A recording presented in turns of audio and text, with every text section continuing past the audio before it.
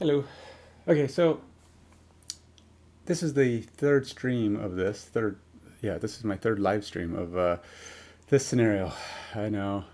First time I lost by a point. Second time I lost by about 3 turns. And I come to the conclusion that I'm tired of banging my head over scenarios.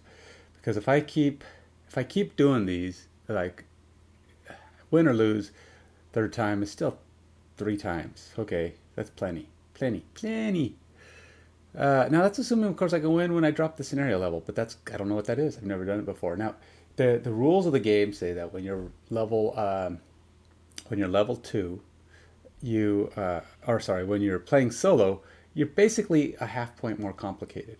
So the normal logic is, again, this is I've kind of spoke of before, is it's the average of your characters, average level of your characters, plus one divided by two, unless you're playing solo, in which case it's your average level of your characters plus one, or no, if you're playing solo, it's the average level of your characters divided by two.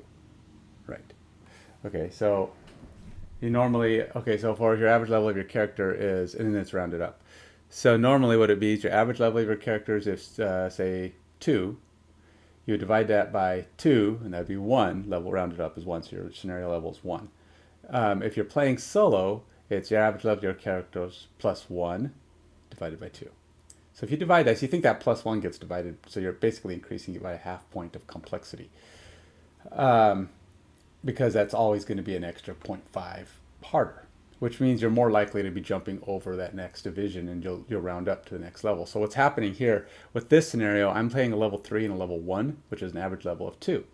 But if I add 1 to that, that's 3 divided by 2, it's 1.5, which rounded up is 2, which means I'm playing a scenario level 2. But if I was playing with 2 actual people, it would be average level of characters, 3 plus 1 is 4, divided by 2 is 2, or is divided by the average level of, is 2, divided by, I always come in, 2 is 1, and in which case they would be playing level scenario 1. So I'm playing level scenario 1 today. That said, the recommended scenario, it says, so if I take solo off, see how it drops to the average, the recommended level. The little circle there is the recommended level. But the darker one is the selected level. So if I take solo, I put solo on, and it calculates it for you. So it's kind of nice about this Frosthaven. It'll do that math that not very complicated, but yet confusing because you're going back and forth and trying to think of how it compares. I am going to play regular level 2 today, not the not solo version. I'm just tired. And it really doesn't matter, okay? There are occasionally times when I will hit at a certain level, like the Quattro Library when I took it a million times. And I insisted upon always playing it with the solo on, but ultimately it was the same level in most cases. And I did finally beat it. I beat it as a level 2 and it was supposed to be. It would have been level 2 even if I had played with 2 separate people. I just kept playing it until I beat it. But I don't want to do that anymore. There's a limit. There's a limit to my stamina. And I want to move on. I want to have this adventure go on. I want to let it progress. So I'm going to say 3 times. The third time I level drop. And hopefully I win on the third time if it ever comes to that. I'm going to level drop even if I'm at the correct level, like I was at the Quattro Library. I would have been at the same level, solo or not. I would have still level dropped because it's silly. I want to get through this game. I would like to have a little bit of an adventure, but I like the puzzle. I like the challenge of doing it the way they designed it. So I'm going to go ahead and keep playing it this way at the highest level for the first one try. Then you reset. You just kind of see if you can regroup and figure out a different way to do it. Be a little bit more successful. Maybe be a little less unlucky. I can be unlucky. I don't know if you've watched me play. Hey Diggs. BTW, is it by the way 7? Diggs by the way 7? Or between 7? I don't know. But hey, thanks for stopping by. Anyway, I was just explaining that I am level dropping today, and I'm going to try and do this again. As you can see, now when I say this is my third stream of this, don't get me wrong, I recorded and played twice last night and lost both times. And it only got worse. I'm serious. It went. You think it was bad, and the two times I recorded and streamed this one, uh, I said last night I'm going to play through it. I didn't do any of the readings. I didn't do any of that because I was just going to do this part, and then I was thinking I'd glue that part on. But as you might be able to see, looking at this, the picture here, all these guys here cornered Adrian at the end. Cresseth had already been killed off, and Adrian was cornered by all five guys, and they just pounded her to death. Well, and I think they actually knocked her out before she exhausted. She had no more turns left. This was it. She was just kind of resting because that's all she could do. She rested, and they just finished her off. So she didn't even get to the end of her rest turn before she exhausted. They finished her. So yeah, it was a not good outing. So, and that's when I said, you know what? I want to finish this stupid game at some point. I got to have a limit. I played, so technically this is my fifth play. But this is my third stream. And from now on, there will not be a third. There will not be a fourth. Well, okay, that's not true. I'm going to level drop on the third every time. Hopefully winning the third every time if I get to that point. And then if I go past the third, I'm going to level drop again. One of the things too with the streaming, I don't want it to be the same boring thing over and over again. And if you watch any of my other streams, you'll know that I can have some pretty unlucky shots, like the big hits, the key ones, the ones that could be my get ahead or turning point of the game. Oftentimes, like yesterday when I was streaming it, or recording it, I hit null, like on two of my big shots. You know, the ones you have to discard cards for. I hit nulls on those.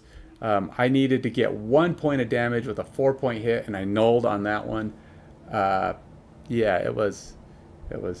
I keep calling them nulls. They're misses, but it's a null symbol, so I call them nulls, but they're misses, and it's just the way it goes for me sometimes. And then a lot of times I'll plan a big hit, and that's when the monsters, conveniently enough, shield up. They put up their biggest defenses, and it's like the one I can't penetrate because these guys, you don't hit for much. So it's like the timing. It's uncanny how it's almost like the game is actually thinking. Like I'm playing against somebody who is trying to knock me off, and they're having fun teasing me because they have control over the cards.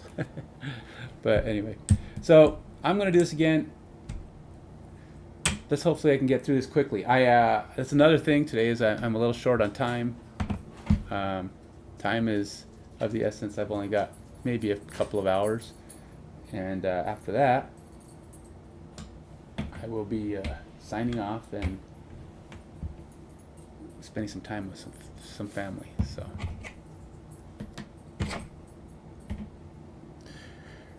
So we are going to do a level drop to a 1. So this ought to be interesting. I have no idea what this is going to entail, how much easier it is. This is what it would be if there was 2 people playing with these level characters. Now, the one reason I'm always going to stay at the higher level for the first couple is because I don't want to. I like the experience. I like the challenge of trying, at least, to do it the right way.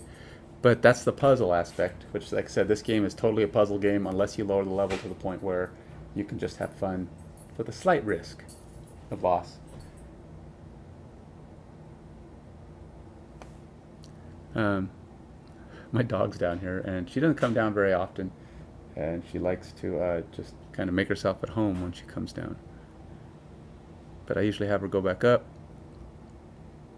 because she gets bored after about 2 seconds.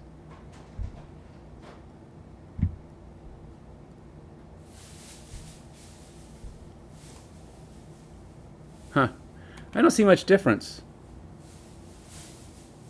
The biggest difference is they have 2 less hit points. The monsters on this one. But that's it. They start at a 10. They're both 10s. Their shields are the same. Their retaliate's the same. I'm sure their cards are the same. I know that. So yeah, they're really just 2 points, two hit points less. That's the easierness of the level. But that could matter. I mean, it's 1 less attack, right? possibly 2. Like yesterday, I needed just 1, and they would have been dead at that point. So we'll see how this goes. Starting now. All right. I didn't change up the decks. I was thinking, you take away hit points on characters, and that's just that many less turns that you have to spend on them, and that's kind of what the point is, right? So we'll see. Oh, and both characters have to, both of my guys have to start off with -2. That's part of the scenario. And if you want to just watch me, if you're only watching this for the first time, I'm going to go ahead and read this because I know some people might come along just want to watch the one where I won. Maybe they'll see the level drop and go, oh, I don't know, maybe they'll watch the level drop. I don't know, because they either watch the one that won or watch the one that it started with. Who knows? Cesar.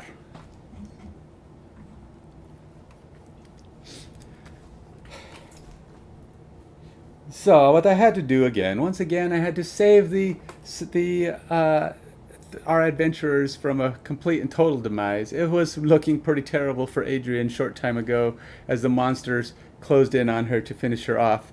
So I pulled her and Cressith once again out of the dangers of the zone with my limited range of powers and brought them back in time slightly so they could once again retry this scenario. I'm not sure how much this affects their brains. If they remembered the torturous defeats that they've encountered. But alas, it's more important that I get a good story at this point. How will they succeed and fare now as the difficulty of the challenge has been reduced? And we will see how this plays out for our heroes. The white firewood stands against the frozen waste like gray unflinching ramparts. The trees have grown tall and wide, bunched densely together to create a defensive line closer knit than a phalanx of Valrath infantry. But this is where the snow speaker sent us. So there must be a way in. The entrance, which we find only after an hour's search, sits like a gate in the wood. 2 enormous trees guard either side of snow-packed trail, and just past the opening is a figure covered in white fur, hunched over, eyes looking back, an Algox. We lock eyes long enough to take a half breath, and then he turns and runs deeper in. We give chase. The path is trod with snow and rock, a road used often, which is just as well. We barrel down it, trees whipping past us, past our periphery. Our muscles recharged by the sight of our quarry. However, just as we're certain we've got the Algox cornered, we turn a corner and find the huge Algox waiting for us. It's hunched in the middle of the trail, facing us. But its fists are planted firmly in the snow, a smug green cutting its face. Not good. We charge forward, ready to leap, but before we can take 2 steps, the ground shakes violently. Large fissures erupt in the earth. The trees buck, and like summer's thin ice, the ground beneath us breaks away. Thankfully, the fall is short, and we land without serious injury. We cough as the dust settles, and find ourselves in an open pit deep enough for 4 Algox to stand on each other's shoulders and not reach the top. Dirt walls rise up on every side, soft, loamy soil that will make the climb back up difficult. As we stand there looking up at the white sky, a noise creeps into our ears. It's thin, wispy howl, like the wind coming through walls of poorly built house. We turn, and an ethereal shape emerges from the dark, cast in a blue, whirling haze. They hover above the floor, their forms shaking in the gloom, and wherever they move, a layer of frost grows thickly across the floor. They are coming closer now, and the air is getting cold. All right, so let's get to this. That's these guys. They're ghosting up on us, these wraiths, and they're going to try and take us out, and we're going to try to beat them to it.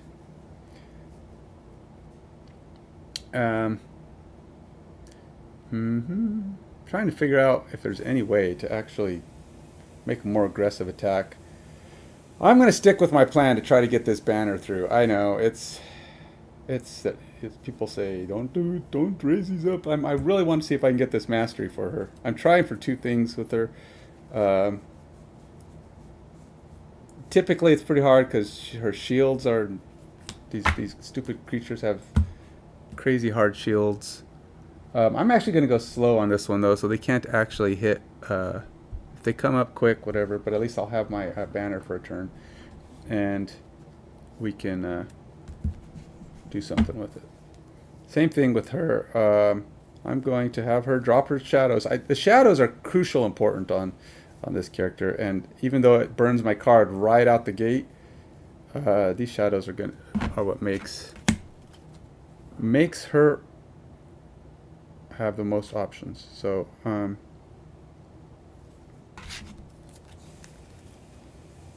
now, unfortunately, she has no attacks on the bottom half of her card, so really, you cast the big shadow cast, and that's kind of your turn for the whole for the whole round.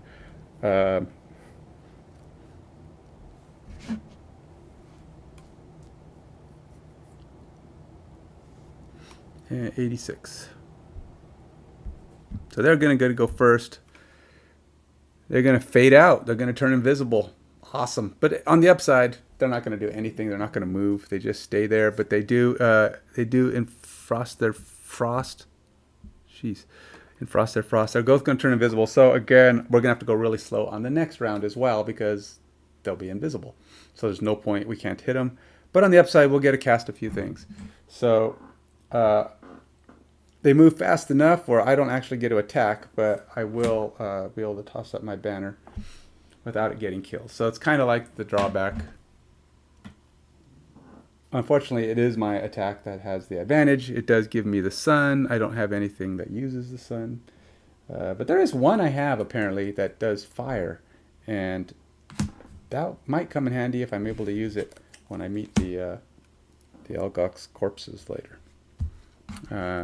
I know. This is how you know what's going on because I've done this before. So if I know, you know. Here we go. 3 more. They're going to cast 3 hexes. What else do they give themselves? Oh, nothing. They just turned invisible because they didn't have any fusions going. So these can go up to a 3 away. So 1, 2, 3. 1, 2, 3. 1, 2, 3. I'm just putting them as far out as possible. Now she can move.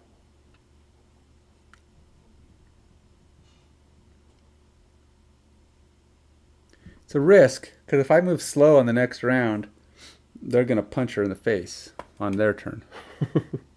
But if I don't move fast, they can shoot my banner. I'm going to try to move fast enough. I can't move faster than them, because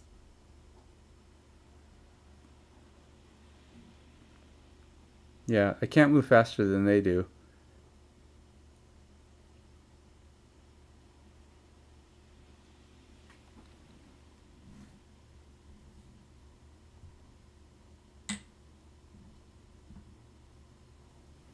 All right.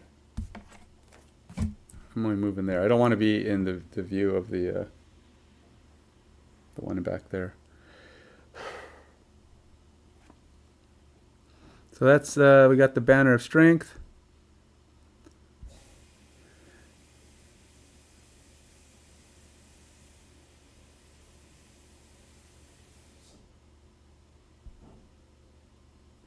So going faster than them is of no benefit to me, which sucks. So I have to go slow again, which means they're going to get a move first and hit me first, no matter what happens. Unless they decide to do something defensive again. It's pretty much a foregone conclusion that I cannot. The only thing I could try to do is if I have any kind of a defensive action, like move and just kind of get them to where they have to shoot me. But I don't think I even have my range shield. No, I don't even have my range shield. So I don't really want my banner to be in front. I could just have Adrian go out there and be the target, which kind of sucks, but it might be the best plan. Have her just be out there and get hit. She can take a couple of hits, but it's the only way I'm going to be able to get a first shot off.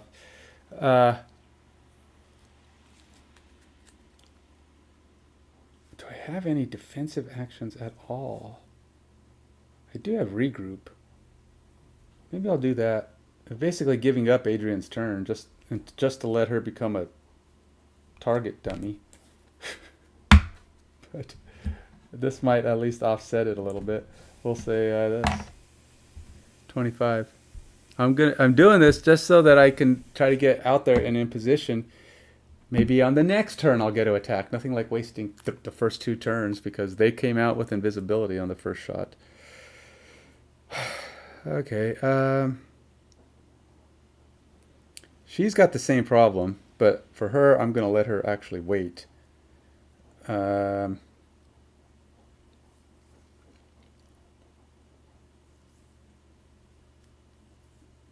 we want to do is obviously as much damage as we can.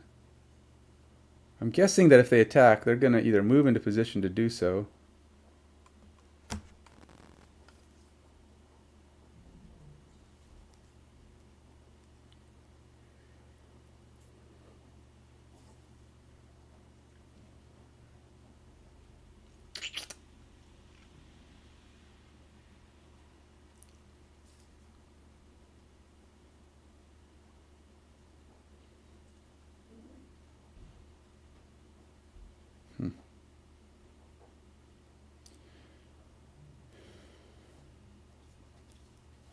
All right, let's go with this one. This is actually 2 options. I'm giving myself a range, and I'll just do whatever attack works at the moment that they do whatever they do. Again, they're invisible, so I'm going to go with a 50 to try to be behind them. That might not even be slow enough. Sometimes they go really slow, and then I'm screwed because she'll be forced to.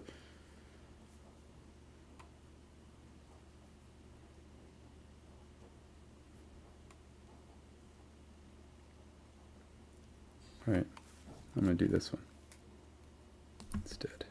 Maybe. And I'm going to go 82. So this one is my options. I do Call of the Abyss. If they move...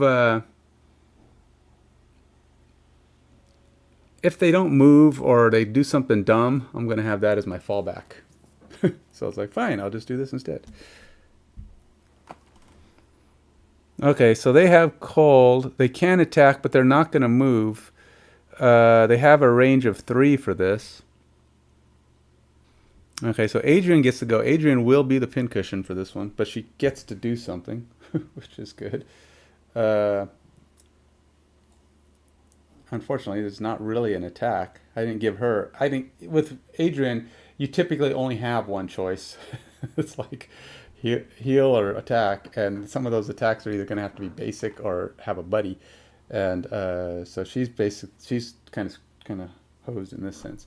But I'm thinking... Now they're going to boost themselves up. They're going to basically give themselves a range attack that also has advantage. So Adrian's going to take a beating.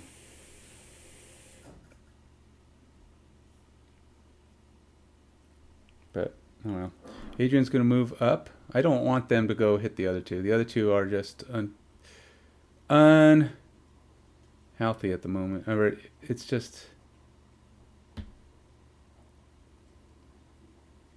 I don't want them to be the targets.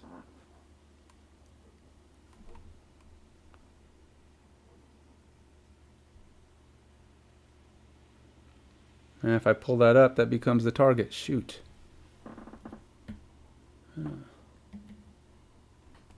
Yeah. There's viewability to that square. Dang it.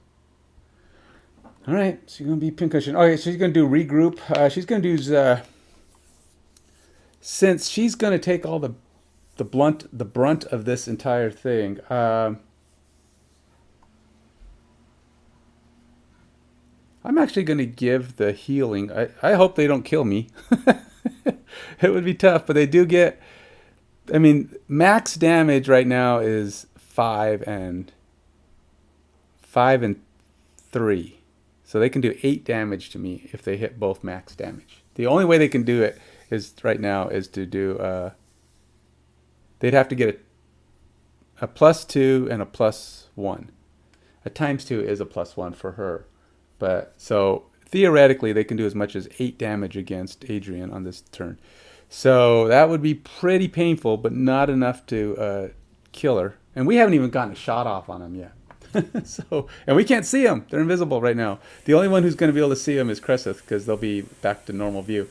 So Adrian just came out here and just made herself the pincushion. She's using regroup on this one, um, which since she's, I feel like I'm wasting the regen, but it doesn't matter because whoever I heal is going to be full health. She actually is down 3 health, so I'm gonna just give it to her. Why not? She's gonna be taking the beating right here. I'd like to give it to Cresseth because Cresseth is down to 4. All right, I'm changing my mind. Give it to Cresseth. Cresseth gets 4, or gets 2, and she gets a regen token, which won't mean anything, but whatever. That's it.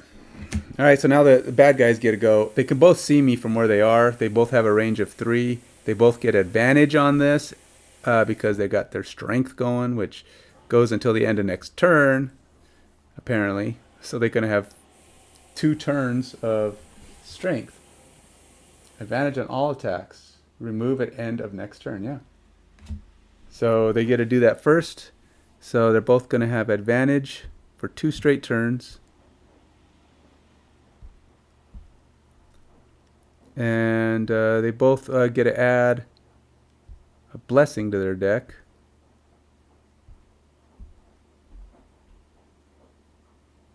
So, okay, so both of them add a blessing, both of them add strength, which means they have a really good chance at times 2ing me right now.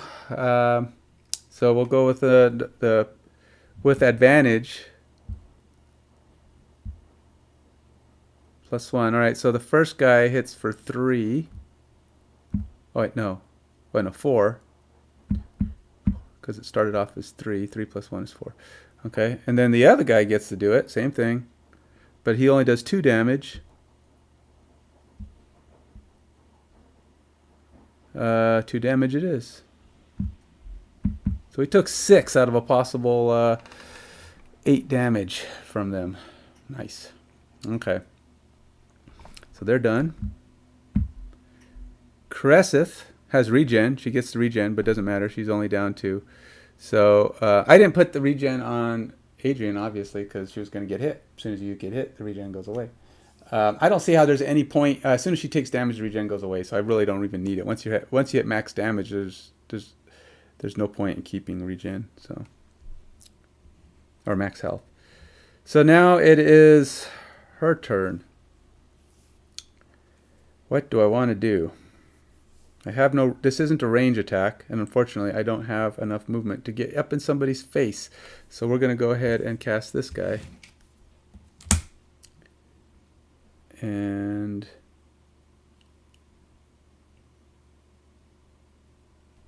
I'll just do a basic move. I'm coming out. But at least we can hit him first next time if we've got the speed to do it. Finally get a shoot at him. Maybe. So,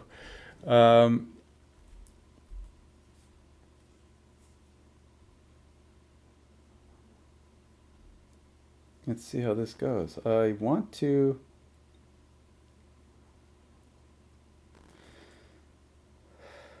Do I have the wind? Nope, no wind.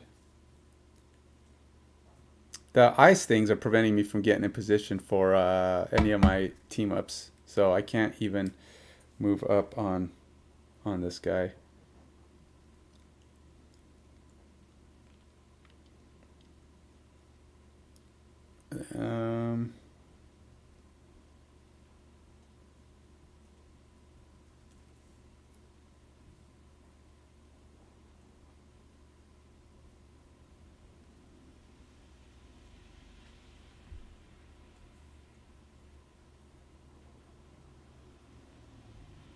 I'm gonna do this.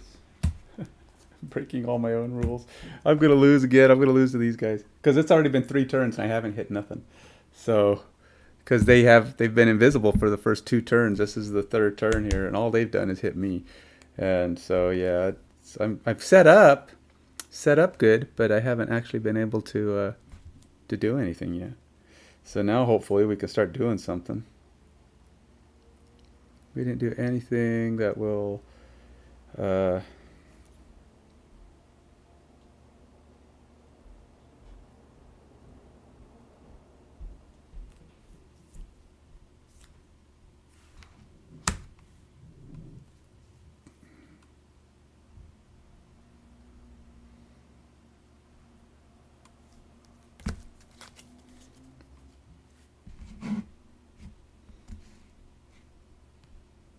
Okay, we'll see how this one goes. This is going to be kind of bad for Cresseth, but we'll try it. 24. Oh, good.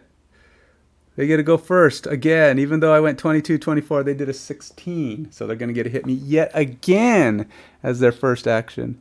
At a range of 4, the normal doesn't. The normal isn't going to go. Isn't going to move because he has a range of 4.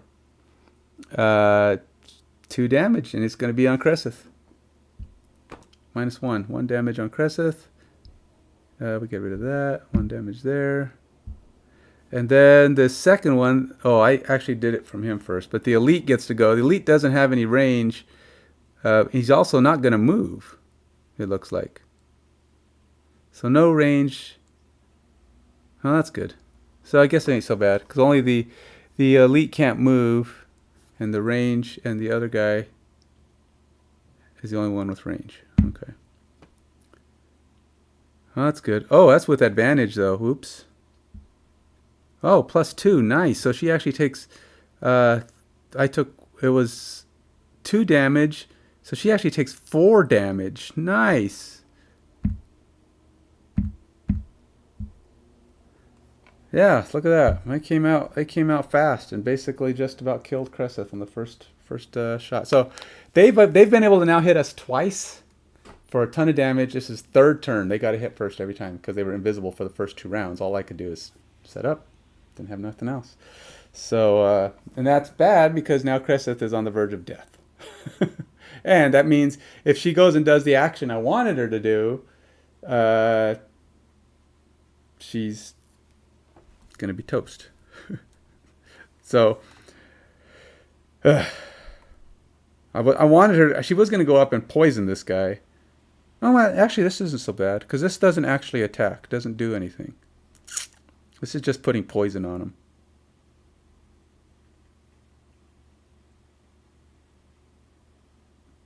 Yeah. All right. Let's do that. Okay, so she's going to move 3. Oh, but if she does that, she can't do her other attack with the banner's help. Well, it's Adrian's turn, by the way. Let's do Adrian first. All right, Adrian's going to throw incendiary throw at this guy. Does 1 damage. Oh, it's 2 damage, and no, it's.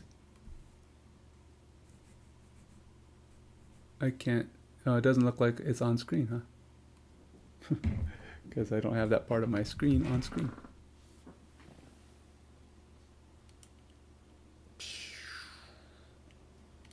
It's hard to get everything on the screen, you know.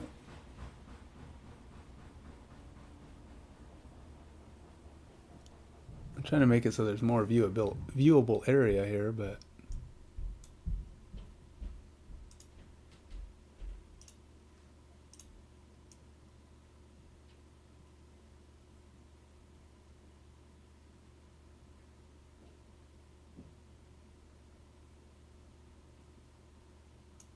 I guess that kind of works. All right, so anyway, so she got a 0 here, so it doesn't have any negative effect. So we infuse the fire. This is the one I was talking about that infuses fire, which could be good against those guys, but I have to actually, use it. That's the thing. It's actually good once they all get crowded up too, because it might wound a bunch of guys together. But they have shields, so you have to actually damage them, which makes that more challenging. But I did do 2 damage and wound the elite. Oh, and their strength is gone. 1, 2, and wound. And they heal a lot. These guys like to heal. So they haven't healed at all now because they've conveniently been able to avoid all my attacks. So why not? Why do they need to heal? Because the computer is very smart. It knows what I'm doing every time. Maybe that's a problem, I stream. So it hears me talking and knows my plan. And the game plans accordingly. If I was playing this solo and not streaming and not caring about my voice, I wouldn't talk out loud and then the game wouldn't know what I was doing. Yes. Hey, it has to be sentient. It's just too much coincidence going on, the way these things counterattack me all the time. Okay, so this is a really bad play, and I'm telling you, don't do this. I'm putting on a shield. Most people would look at me and go, "Are you crazy? You're wasting cards, man. You were just saying how hard it is to get through this game and you're using up cards." It's like, yeah, tell me about it. So I did 2 damage and burn and turn on burn and wounded him. Okay. Now it's Cresseth's turn. Cresseth is going to go ahead and potentially kill this guy with any luck. She's going to go ahead and do a Fluid Knight attack. Actually, what she's... No,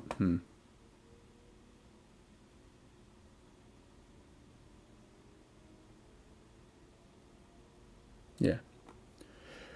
Fluid Knight attack. So 5 damage from one of my hexes. And that's 6 damage with my banner. 5 damage from the hex. So it's 5 and 1 is 6 minus 1 is 5. She'll take 5 damage. That should pretty much do it, unless... Oh, no, even if it heals, because the wound comes first. So that guy probably will not survive to the next round. I get to move 3. I'm going to have her move... Why do I still have that on the board? That's not even on the board. It will be once I kill it. Or once he dies from the wound. Oh no! She's supposed to be the one to kill this thing, though. First death has to go to her. Oh no! Is there any way I could have changed that? Oh, first death has to go to her. She loses her perk. And the wound doesn't belong to her. The wound is Adrian's. Ah!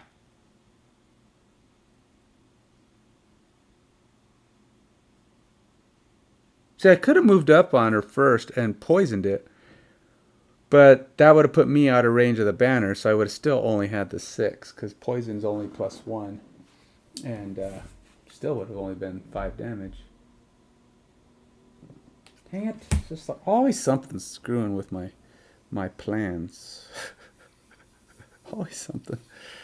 Yeah, I don't have anything I can do. The only way is it may... Oh, I know.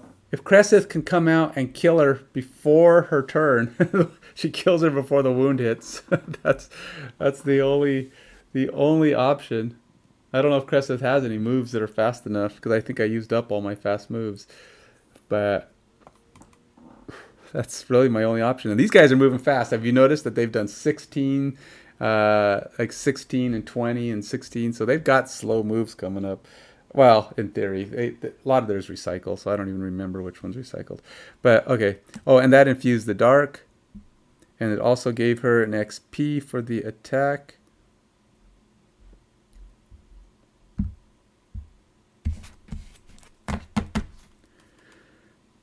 Oh, and she's also putting her little mark on him, so that when he dies, we get another shadow token. Oh, and this thing goes away, because I used it for my attack. Okay. That's it. That's Adrian. Oh, wait. What did Adrian do? Oh, Adrian wounded. Okay, so Cresseth is done. All right, we're all done.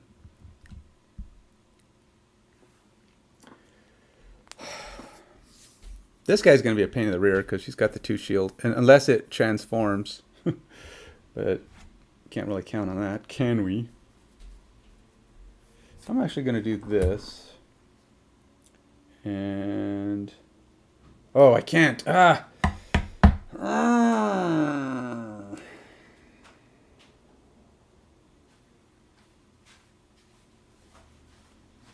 was going to try to move up and just go attack it, but I can't. Because I get out of range of my ally here. Do I have any more range attacks? I have 1 more range attack. And that's the one I wanted to use to move my ally. So...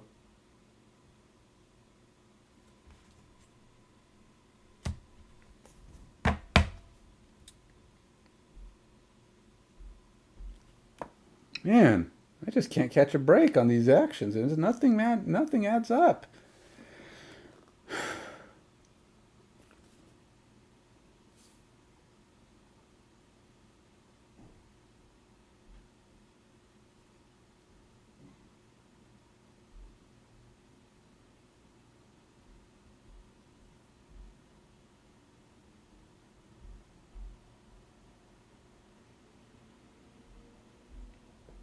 I'm gonna have to move my banner out here. Gotta take a chance. The banner's gotta come up. Also means I cannot do anything. I have no action I can do with Adrian. It's gonna have to be a pass turn. Oh, I know what I can do. Let's do this.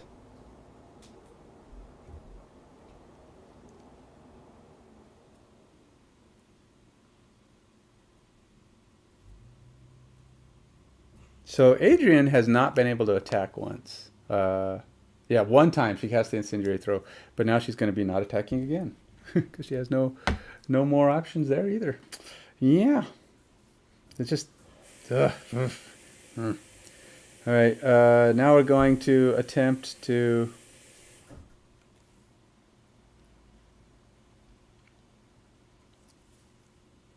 Oh, we got to kill this thing. Hopefully, what's the fastest she can move?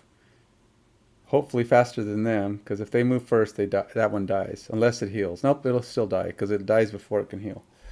So fastest move I've got is this guy. And unfortunately, her only other actions are range attacks. Yeah, only ones I want to use are range attacks, which is going to make it even more interesting. Oh, I do have Dark Infusion going, though. So, I don't know how that'll work. All right. Let's see how it goes. Fastest I can move is 26 for Cressith. She needs to go fast, hopefully before them. We'll see. They've been moving really fast. And then I'm going to move 17 with Adrian, just so I can get things in position.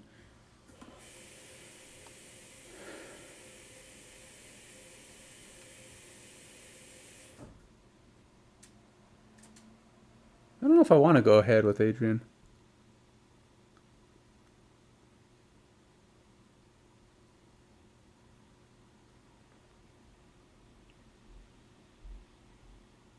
All right, I will, because I'm trying to get Cressith out of danger.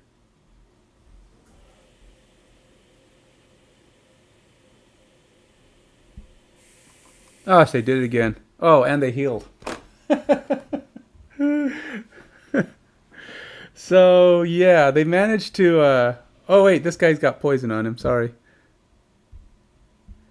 Actually, it isn't so bad. Well, here's an interesting result. So they moved at 13, and it died. So it won't heal itself. And it couldn't heal itself if it wanted to. But it managed to move fast enough that denied Cressith her kill. Man, they don't have that many fast moves, but they are pulling them all out. They only have I think they have maybe 3 turns that'll go faster than 20. And the other ones are, I think I have their things here. They actually, I mean, I've seen them all. I just don't, I feel like they went invisible, they did this, and then they did that focused attack. But look, they have a 70, a 40, a 40, a 60, a 60, and an 80. So they've got... Oh, these are the wrong guys. I was like, that's not right. That doesn't sound right. These are... those are the other guys. These guys are ice wraiths. And I'm showing you this because I've seen them, so it's not a big surprise. But they've got a 90, a 40, a 50, a 50, a 40, a 70. So they've got exactly 2 cards that can go less than 20. And they have used... And the only reason they went first with me on the invisibility one was because I was going really slow. I was setting up and I didn't want them to hit me. So that was kind of my own fault. So the first 2 turns I did 59. I was not able to do anything against it. But then the next 2 turns when I'm trying to accomplish things before they move, they do a 13 and a 16. This is what I'm talking about. That's like the game knows that I'm trying to do certain things, and it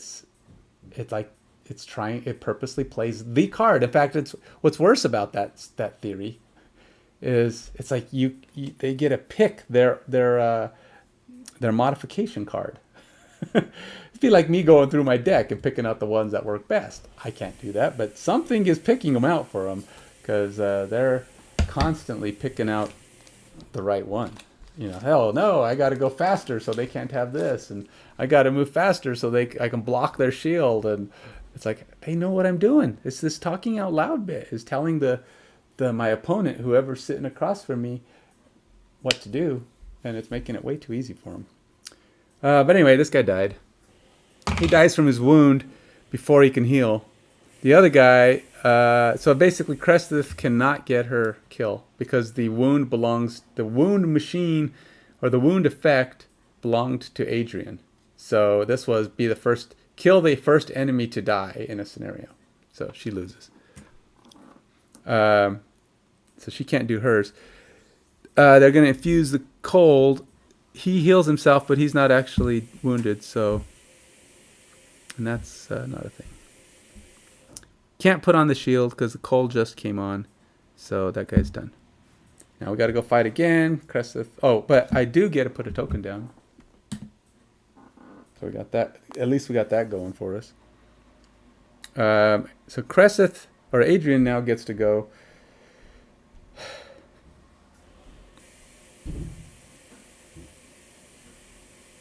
Adrian's going to suffer another damage, which is probably not great. But she's going to give Cresseth 3 health. And she takes 1. But I'm going to use her health potion. 1, 2, 3. Give it back to her. At least part of it. And that gives her an XP.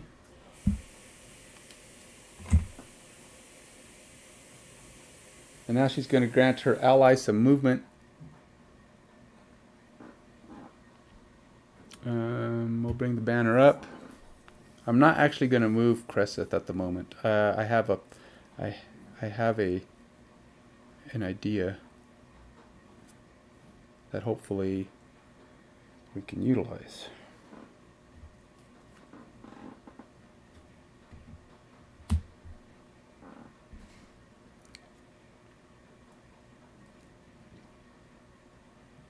And then that's that. She's done. Cresseth gets to go. So she's got darkness infused. So she's going to go ahead and use the darkness. That'll be 3 damage at a range of 4. Well, 5 because she's using the darkness. And she gets an XP for this. Plus, she's not quite... Oh, you know what I could do?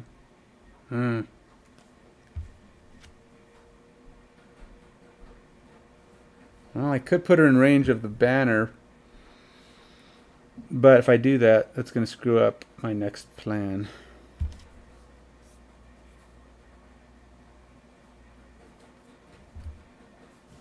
Which is probably going to be more effective anyway. Alright, so... Yeah, we'll do 3 damage. And that's it. 3 times 2. Wow. Good job, Cresseth. She gets a big hit off. So she's actually going to get a 6 damage. Finally, we got it. Something positive happens for the team.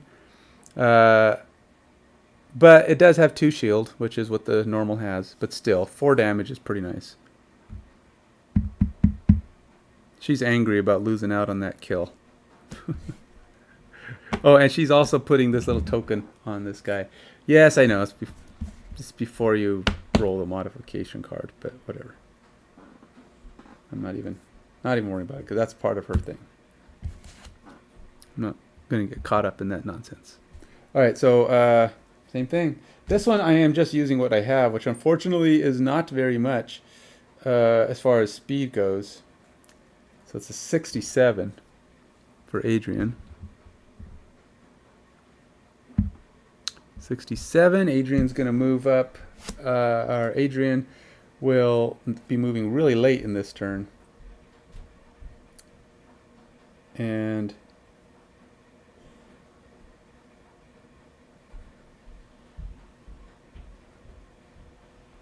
I am actually going to I'm going to do this one. I'm going to do Anger of the Dead with her, which is actually a 14, which is really nice.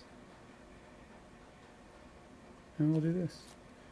I don't know if it'll kill it, but we can probably get some good damage. So 14 for Cresseth.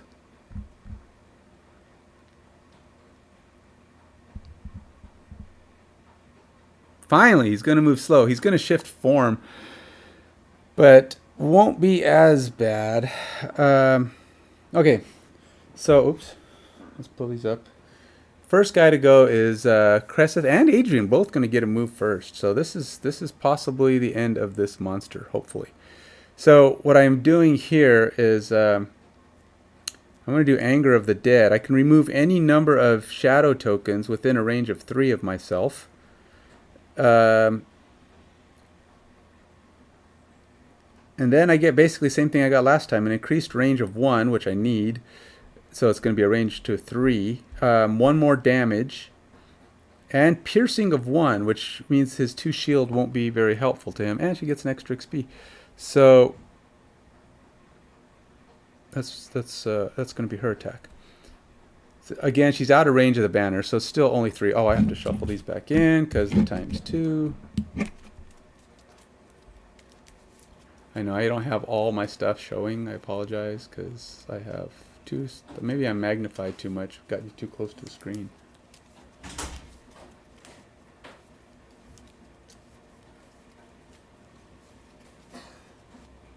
That's probably what it is. All right. Let's see if I can make a minor adjustment here.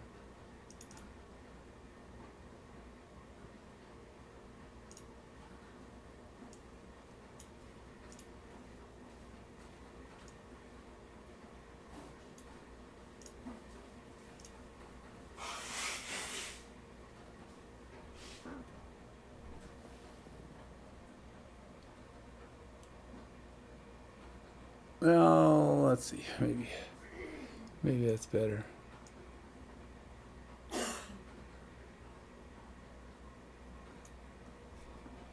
Just trying to get more of what I have on the table in view here.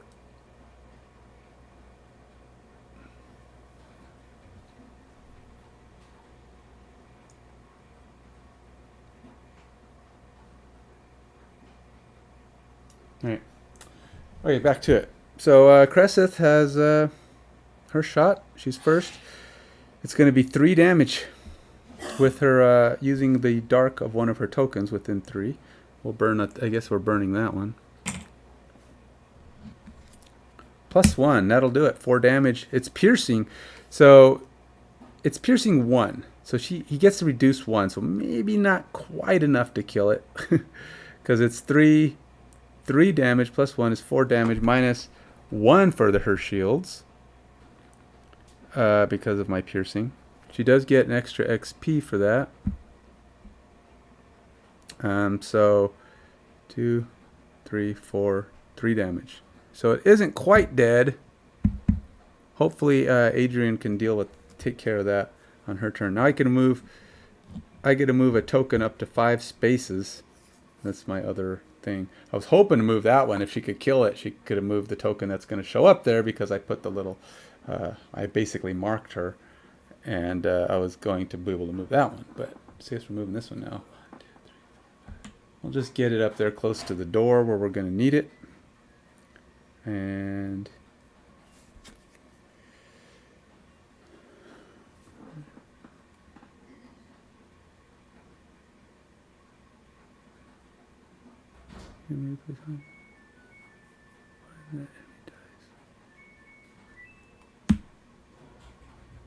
oh, it's adjacent. I was doing it wrong. I was putting it in the hex that it occupied. It appears in a hex adjacent to it. Interesting. Okay. That was something to remember.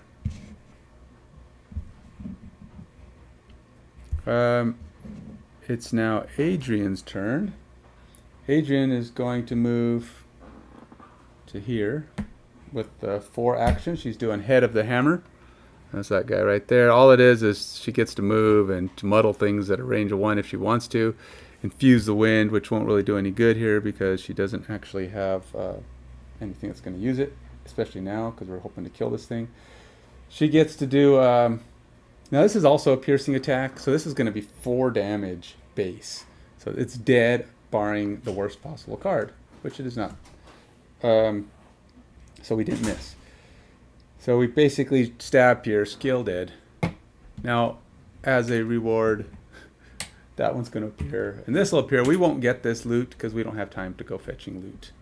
We have to head out. So yeah. So we did manage to kill them on our first set of cards, which is good. Instead of like last time where I was halfway through my second time through before I was able to kill them. So yeah, that reduction in damage hit points did actually speed up their demise.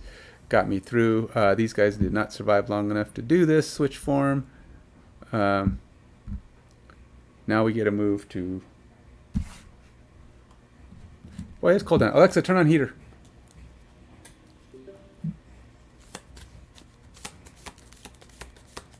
All right, so now we're just burning moves. That's all we can do right now. We're going to move as far as we can, as fast as we can, try to get that door. Now, here's the thing with this next room.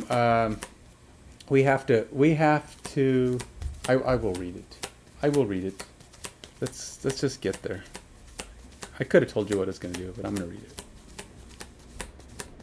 It's a problem when you know what's going on. All right, so. First lost card. Is it a terrible one to lose? Oh, move all hexes too. That's actually a pretty good one, but it's also a range attack, which I don't get to do too much range attacks in this next area. Is there something I'd rather lose? I mean, I don't get a pick, but I mean, how bad would these other cards be to lose? That's the question. I think that one I can live without, so I'm going to go without it. I'm going to let it go, because I think there's other cards that would be worse to lose, and I don't want to risk it. Besides, having her take damage is never a great thing. Now, let's see, we have... She does have her shield on, so that's a perma shield. So that's good. 4, 5. Have I done any other... Oh, I did. So I'm missing some XP here. I did the banner and the shield. So that's 4. This is 5, and the one I did there is 6. You really can't go back very often with these, but you can occasionally. So I have 6. I just missed one. Alrighty, so yeah, let's move. Let's move, man. She's already down 2 cards. She's at 8 cards. It's going to be 7 cards once this card is gone. We have not performed the basic action, and we have not lost our banner yet. So those are 2 good signs, but we got to move fast to this next area. That's probably a good one to lose at this point. I can't really be doing healing too much with that thing anyway. I do like getting the reinforcements, but I think I can live without it. So we'll go without that one for now. Now we're just... I can't really move. I'm going to try and just get my ally moved first. And then there's really nothing for me to do. I'll have to pass on my top action. So it's like, which one can I most live without?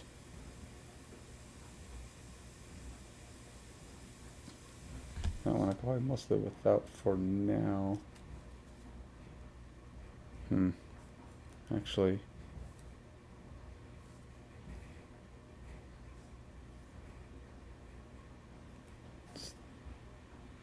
make it this one. Nope. Nope. I say don't lose cards in advance, Ken. Just keep it. Alright, so it doesn't matter what speed we move. We're on to this next round. And Cresseth needs to pick her cards. We'll just say 25 for Adrian. Doesn't matter. We're just trying to get through this. And these are just, hers is probably just going to be a basic move, but I want her to be able to move her shadow tokens, so we'll try to do some stuff that moves her tokens just to get them up there.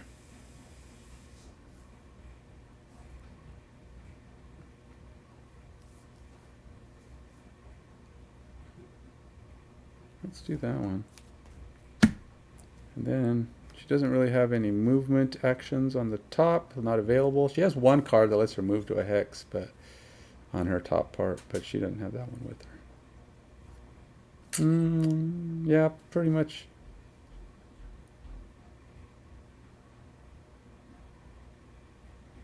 How's her health? Well, her health is... I mean, it doesn't hurt to do this. Might as well do it. 26.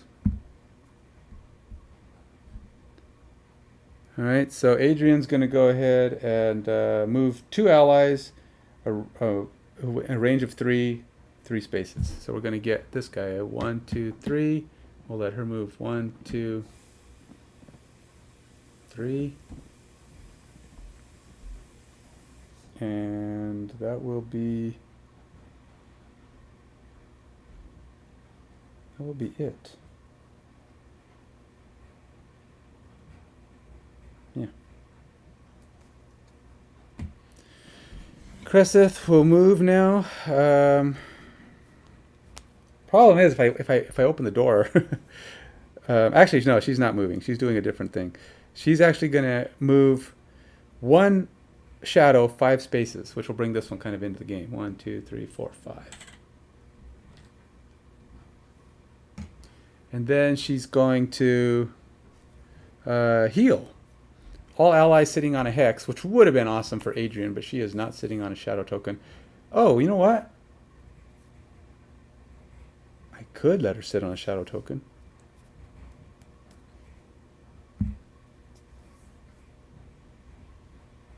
It would be good to be at near full health, but it will slow down my shadow token advancements. I really need those shadow tokens up there. But that is really good. Hmm.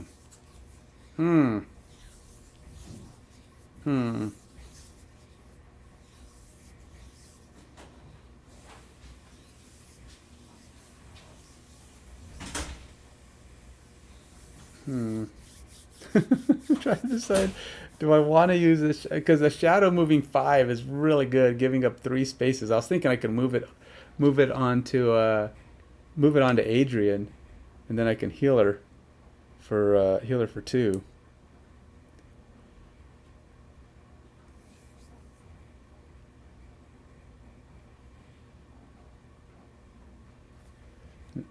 Nope, I'm not doing it.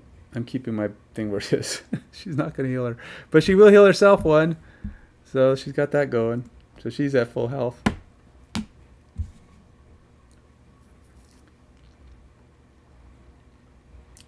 And I think the mastery is she has to stay within 3 of this thing. So we'll have to see how that goes. All right, so we're on to the next round. Now here's the thing, we got to figure out how to get all the way down to that thing, and Cresseth is usually the one that has to go down there and do it, because Adrian can't do much with her toy here. And it worked pretty good last few times. She's managed to get down there and destroy it, but it is a pain in the backside to accomplish.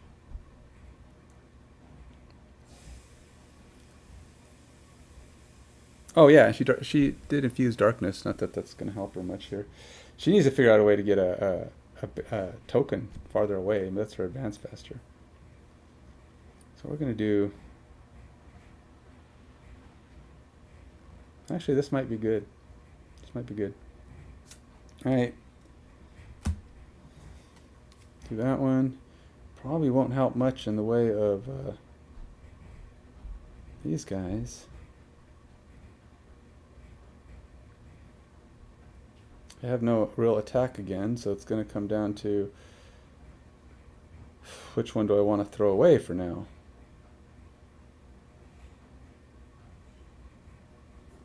Which one do I want to throw away for now?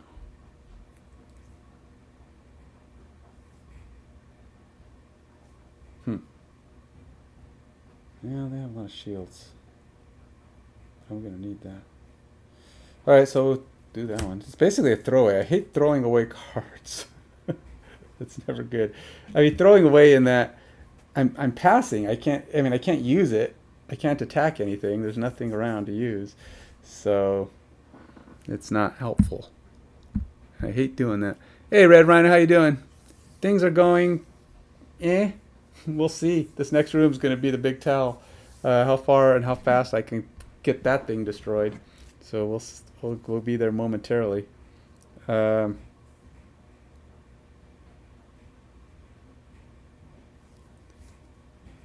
we will be there momentarily. 1, 2, 1, 2, 3. And that's my longest range attack. Longest range attack. Do I have a good attack here? Not really. Nothing that's going to speed up my movement down there.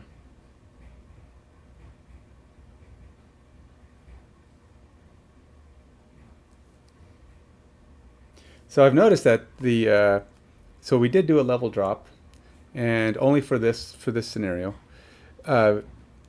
The thing is, all it does really is drop their hit points.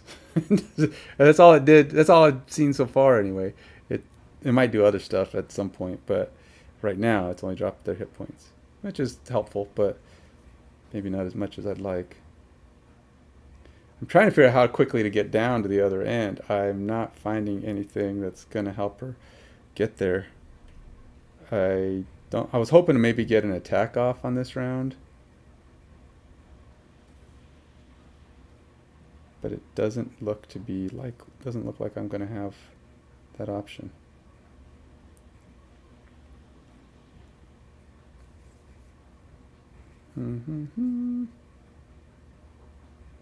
Oh, that one could be good, but that's like an escape plan.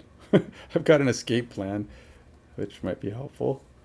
But other than that, I guess I'm just going to have to burn something. I have no real attack here.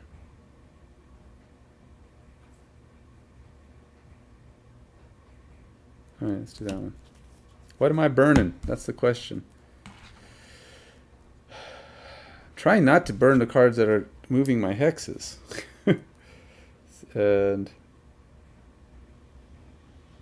alright, let's do that one. 24.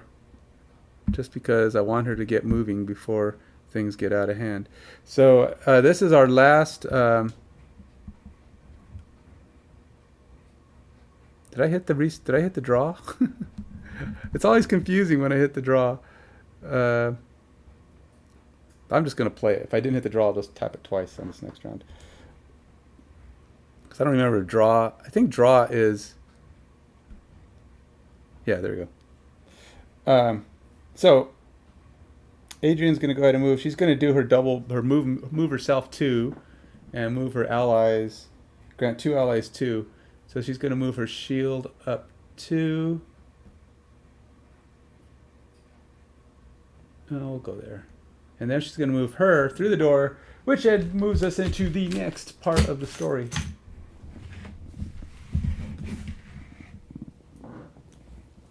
Yeah. This place we've fallen into, which at first we took for a simple underground pit, appears now to be something more purposefully constructed.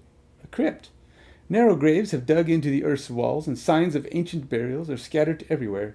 Bits of smashed pottery, disintegrating cloth. However, as we move deeper, something stirs in the center of the room, and a new noise rises to our ears. It's low at first, like a beast waking in the night. But then another noise joins it, and another. Together they form a low chorus of moans. Figures stalk out from the shadows, and it's clear that these are not beasts at all, but a horde of the undead. Lumbering Algok's corpses shuffle towards us, glowing with sickly green aura. There's little time to think, but at far end of the room we notice a crumbling stone altar, from which burbles thick lines of heavy emerald smoke. Okay, so for this room, I can't touch these guys until I destroy this altar. These guys are just kind of sitting in here. There's 3. There will be 5 of these monsters at some point. We were going to finish our turn, which is what I always do, which is my rule. I get to finish my turn, even though these guys do get to join the initiative. If they're ahead of the initiative, then they lost their turn. So if they're at higher than 18, then they don't get a move. If they're lower than it, then they'll get a move because they'll still be in the initiative. So as far as I'm concerned, they're kind of always in the initiative, so to speak. Just depends on whether or not they moved before we open the door or moved after we open the door. Here we go. I'm going to put them in. I have a 3 and a 4 of the basic sort. Yep, they're going to get a move. All right, well, whatever. And then we have 1 elite, and that is a 2. All right, so they are smaller. Really, the elite is only 1 point smaller. I think they're all 1 point smaller. I think they were 8, 8, and 11. And so, yeah, that's just a little bit different from a level 2. So these guys can hit us freely. They get to do that. I am so cold. I've got to put on the sweatshirt.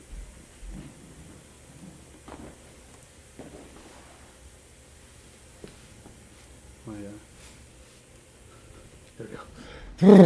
I even have my heater on down here. It's cold. Okay. All right. Well, let's move on. We have not cast our buddy, the shambling shard or whatever you call it. All right, shambling horde. So we got to finish. I get a move for. I moved her 1, so I'll move her 2 as part of her action, and then I have nothing. I can't shoot anything. I'm not close enough. I already moved her 2. I can't range shoot. So this is the end of Adrian's turn. So Adrian is done.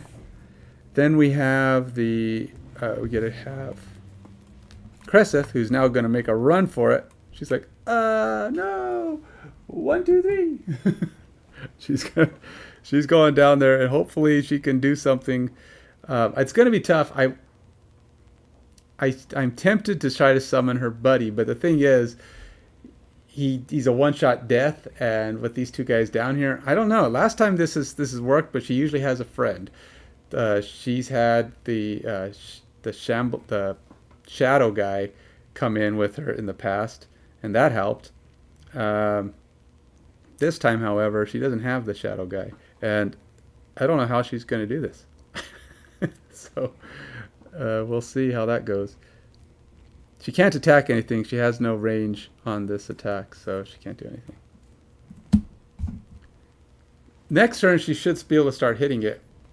But the question is, how much can she do that before she dies? If she's the only one there. She's got a couple of decent hits, but 10 damage is a lot. Oh, yeah, we got to click that into play. They get a move. They won't move. Only Elite's going to move, and it's going to move right at her. It has no range on this attack, so yeah, that's it. So luckily, there wasn't a ton of stuff going on. And then we move to the next round. So yeah, we gotta figure out how to help as much as we can. Do I have one that moves allies in a range of 4? Do I have that guy available? Oh, I do. Oh, but she has to move herself first, which she can't do. All right, so there's no attacking anything, sadly, because they're immune to all damage at the moment.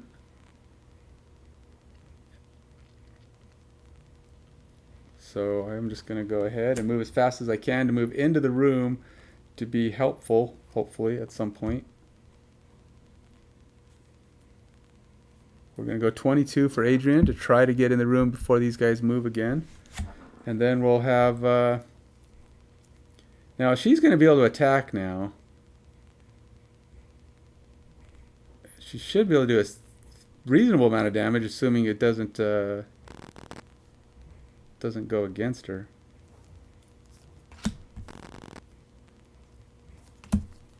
All right. And she's only going to be able to move at a 50, which means these guys are going to come up on her. Ugh, God. If they move. 50 it is. Yep, they're going to move. Oh, but they're not going to attack. They're going to do some bad stuff to her, but they're not going to attack.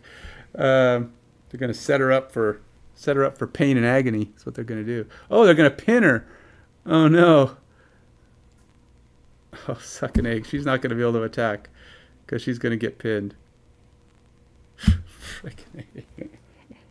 They're going to be sitting. She's going to be pinned, and she's going to be sitting right next to this guy. I did not give her a range attack specifically because I thought, hey, she's going to be able to get close to this thing.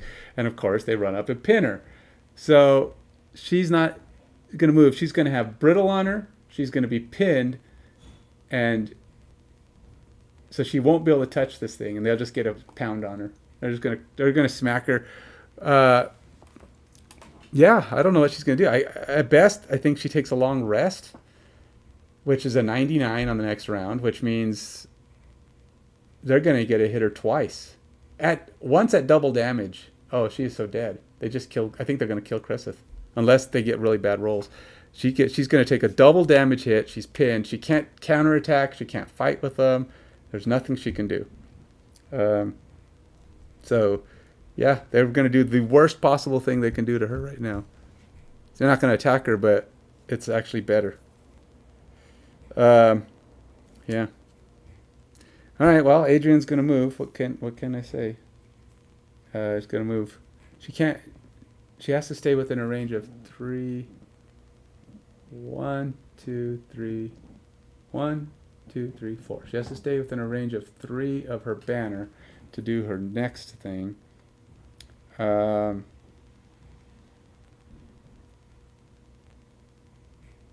have to do damage for me to do the burning attack I have here, so that ain't gonna do me any good. So yeah, that's it. All I could do is move into the room, and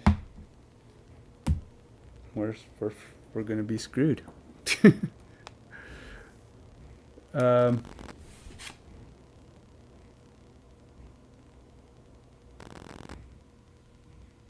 On the upside, she moves. Cannot move at the end of next turn. At the end of her I assume it's her next turn. So she will have the pin for this round because, but next turn I guess she'll be able to move. So this guy's gonna move 2. Well, let's start with the elite. Elite moves here.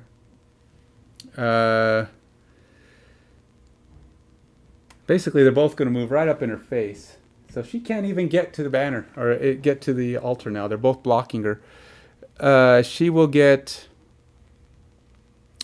pinned and brittled. I don't know how this is going to work. She's probably going to... She could very much die. She's only got 6 hit points. Pinned and brittled. She can do a long rest, but they're just going to sit there and pummel her. Probably kill her, because the long rest will get rid of the junk, but then they just crush her because she's only got 6 hit points. She won't have any defenses against it, so that's probably it could be the death of her. So basically, her whole turn is wasted. She can't move. She has a move ability of 2. Won't be able to use it. She can move her hexes, so she's going to bring those up.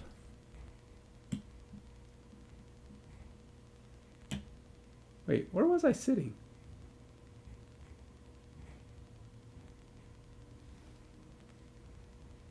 I think she actually got that loot. I was supposed to pick up that loot. I think she was sitting on the loot last time and I forgot to pick it up. Because, yeah.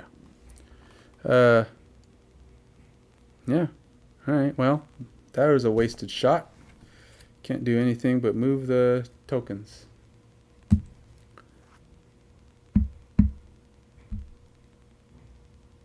Oh, yep, and now we get another corpse, which will come in right there.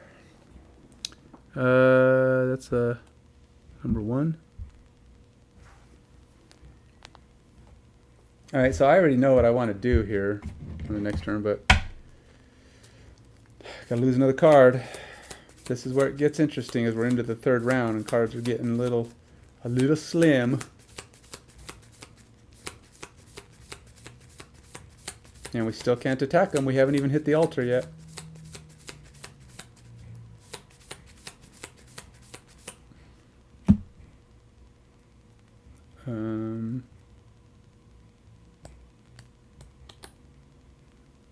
No, it take damage for that one. I need the ones that move my allies. It's kind of the only ones that work for me. Okay.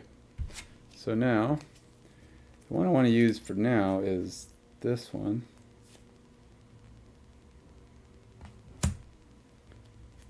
And then still can't attack, so let's do that one.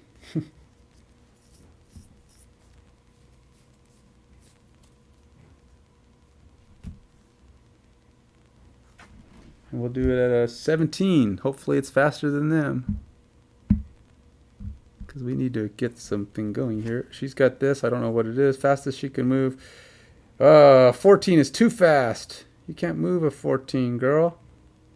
96.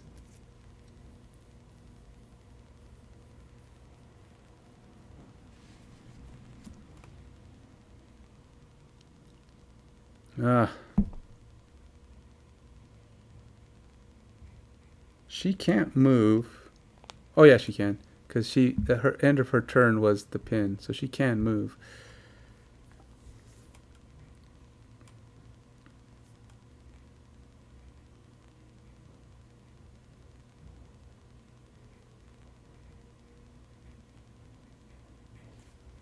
She can't burn her tokens because they're not close enough. I'm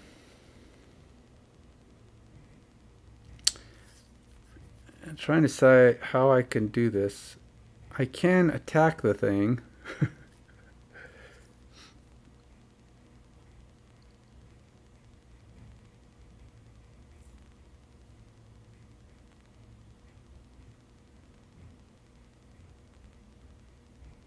But I don't have...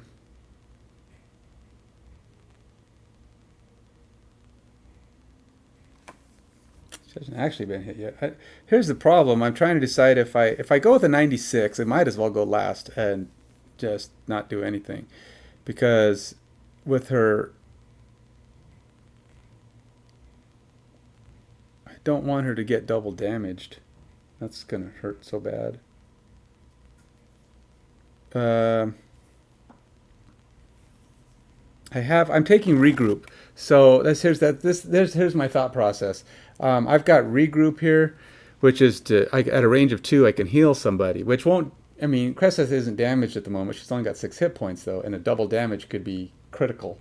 So I was going to use it to remove the brittle. But if she gets out of range, I won't be able to remove the brittle.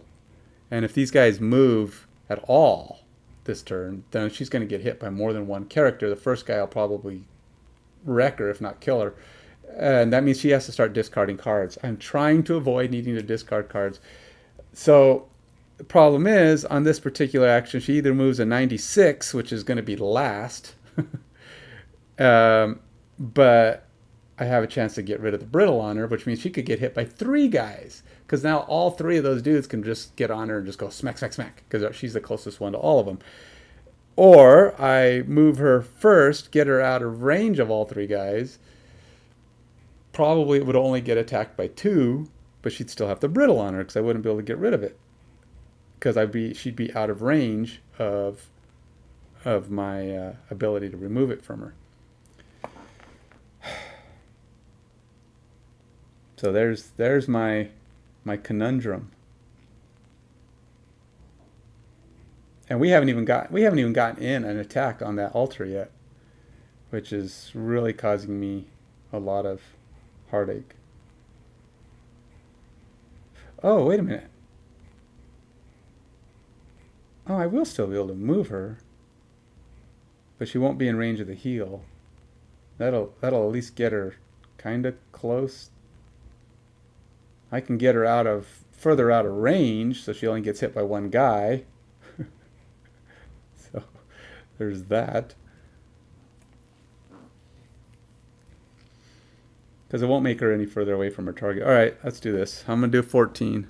I got to try to get her off. It looks like the... Yeah. Well, we get to move first. What are they going to do? Barely. Okay, so the slow ones won't move. Oh, do I have my fire? I really want to get that fire thing lit up, but it's always a guess. You never know when you're going to have the fire attack. So these guys are going to do 3 damage. If you have the fire,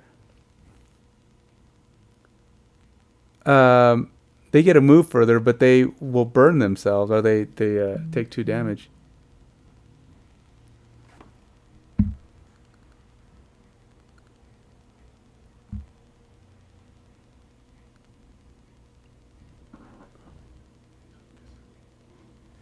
All right, so Creth is gonna move. She's basically just doing basic movement here. She's gonna move 2, 1, 2, and I can't get totally out of range of the elite guy here. So he's gonna hit her at double damage. He'll do 6 to her, pretty much out the gate. I mean, she's dead. Okay, there's no getting out of range of it. She's going to have to sacrifice a card. And here's the problem. She has no cards, so she's going to have to sacrifice 2 cards from her thing, which is 3 cards lost. It's a 3-card loss on this turn alone. And she hasn't even hit the altar yet. So she's going to lose 3 cards right now because this is my last turn. He's going to come up and crit hit me with the brittle on.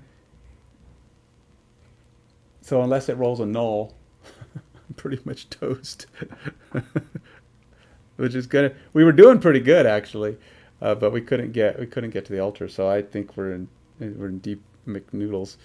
I can't attack. I can't remove any of my shadows on this Anger of the Dead. So it's really just a cheap 2 damage attack. Yeah. No extra. 2 damage on the altar, which is fine, but you know, I have to hit it for 6 more before. And if Cresseth were to die, so these are gone. And it will move 1 distance. So 1 is close enough. I can only be out of range. So even though I can move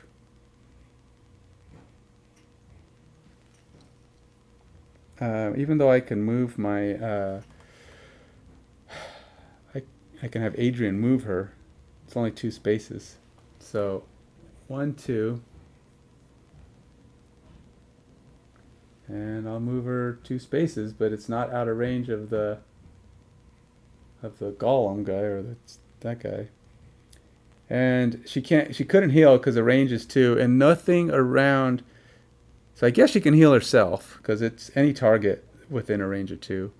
And the banner's fine, so she'll heal herself for 2 and give herself a regen token on the off chance. Oh, she will actually get to use that. That's nice, because these guys aren't going to move this turn. All right. Bad guys go. Only one that can do anything is that one. Comes up. It's going to hit her for 6 damage. Unless... Nope. 7 damage. So 14 damage. Brittle is painful. So 14 damage loses me 3 cards. It's going to be 2 that I have. 2 that I can pick, and then 1 I randomly lose. Yeah,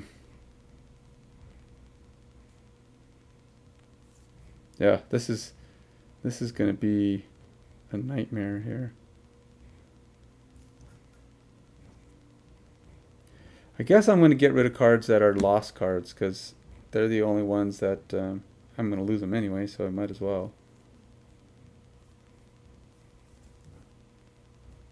It's basically I'm losing my big multi-token attacks, which are huge.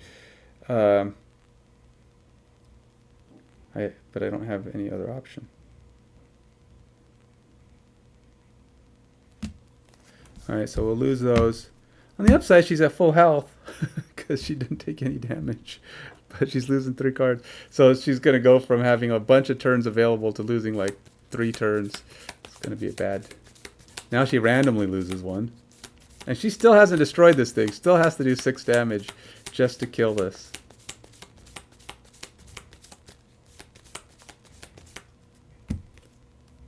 Yeah, it's kind of the other one I was thinking of discarding, actually. All right. So we're going to do this one because it's her best hit. Um,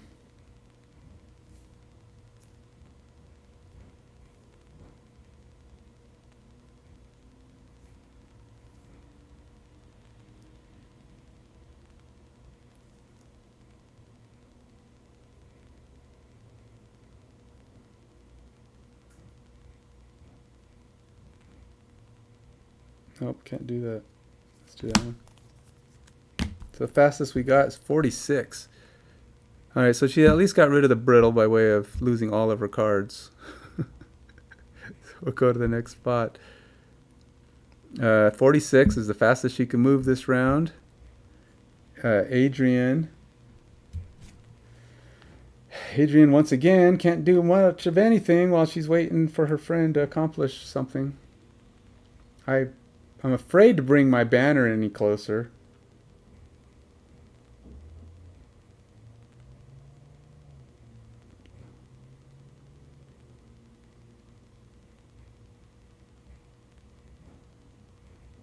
I could try and draw the heat off of her a little bit.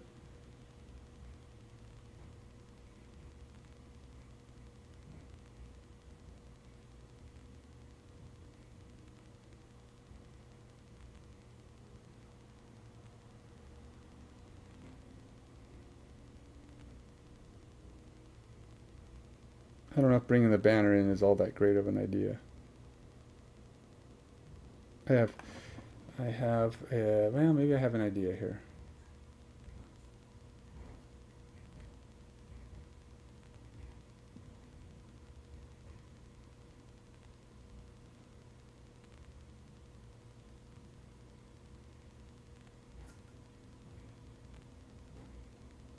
All right, let's try this. So once again, I'm just moving into the room so that I'm ready, or at least like an inch towards her with hope of maybe someday kind of in a way doing some damage. We'll see if that thing ever goes down. 32 for Adrian. All right, so we get a move. Both of them actually get to go first, which is going to be helpful. So I'm going to move. Here's the thing. I'm dropping a trap. I have my trap here. Since these creatures seem to be pretty averse to taking trap damage, I'm going to drop a trap right in front of this guy. And then I'm going to move forward one.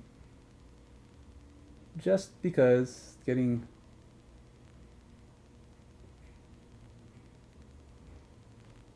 And then I'm afraid of their area attack. If I keep my guys apart, they're less likely to be problematic with the area attack. I would like to bring the banner in, but maybe I don't need the banner in here. It's probably okay.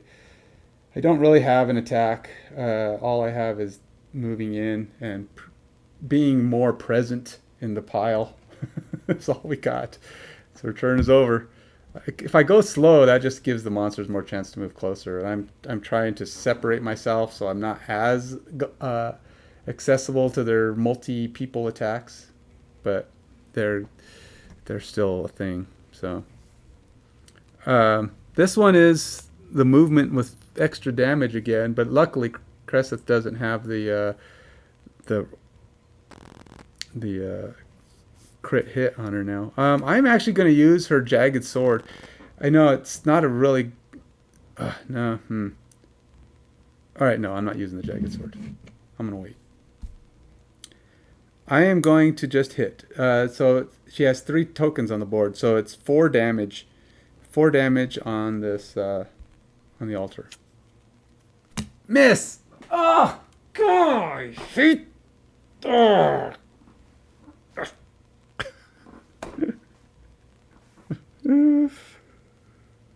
My biggest hit. That's my biggest hit attack. And it's happened to me every game at least once. My biggest hit attack gets missed. And all other, what the frick? And they always get like the double damage when I'll get the double damage when I need like 1 hit point. That's happened to me. That happened to me like 3 times last night. Where I got double damage. I only needed like 1 or 2 points. And I did like 8. It's like, what the heck? It's like, It's like I'll double up on the worst attacks and most important, biggest hit. So now this basically means I was hoping for just like one extra hit, one extra point of damage, and then it's down and I can start fighting back. But instead, I have to wait. I don't know. It's going to take at least 3 more turns or 2 more turns to kill it now because with no damage this round and my biggest hit going out the window because I've now lost the attack, my only option is I have no other option. This big guy's just going to pummel me. 1, 2, 3, 4, 5. I'm just bringing this into the room because that's her other thing. If I had used my sword, I could have at least wounded it so it starts breaking down on its own. But in the meantime, we just get to sit around waiting for these guys to kill me. So nobody's going to move, which is good, I guess, except for the big... nobody will move because the big guy's just going to hit Cresseth for 3 damage. 2 damage. So at least that could have been worse as far as that part goes. Yeah. There we go again, another round. That whole round, totally wasted. But we do get to bring in another corpse, the lucky us. So now there's a bunch of them in the room. I can't hit this altar. I can't. I'm trying to get Adrian close enough that she can maybe get involved with the altar. But I have to bring the banner with me. And that's what I'm trying to figure out how to do without getting it killed. Just get close enough to...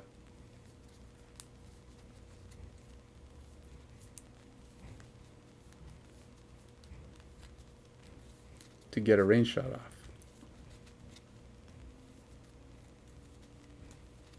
I guess if I had moved up, if I had really thought about it, I could have moved up an extra 1. I would have still been in range of 3. No, I couldn't have moved. No, wouldn't have been able to work. Never mind.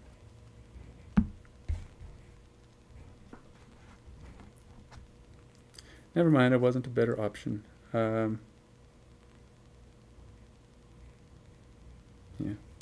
All right. What does Cresseth want to try to do this time? I could bring in her Sunless Apparition, which will cost me another token.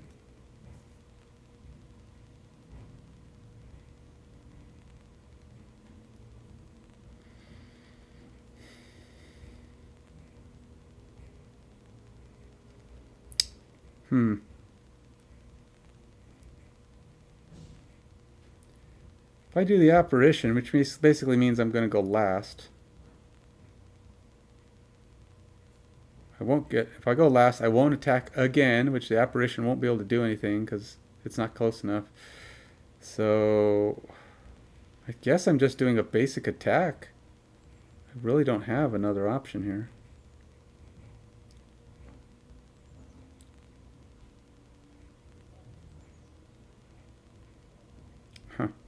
Yeah, I don't really have any other action. Basic times 2 attack. I can't afford right now to... I can't afford to do a...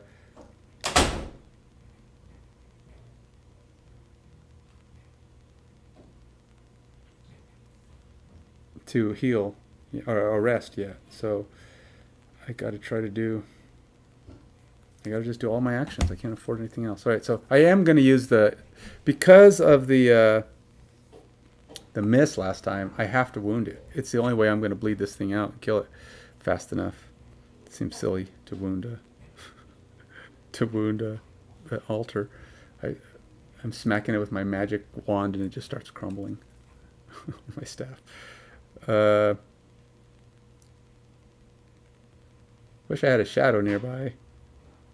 Is there any way I can move a shadow nearby? Nope. If I had a shadow nearby, I could kill it, or maybe kill it if I don't null again, because I did just do that. 24.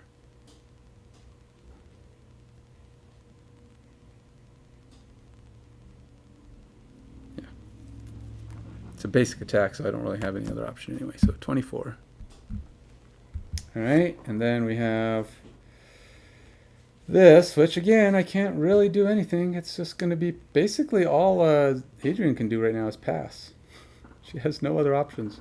She can do basic moves, won't do anything, can't attack anything, can't move an ally, cannot do anything. So she's going to be passing. Let's do 20. Oh, I know. If she's going to pass, what I should do is just do a long rest. Yeah. Let her heal up.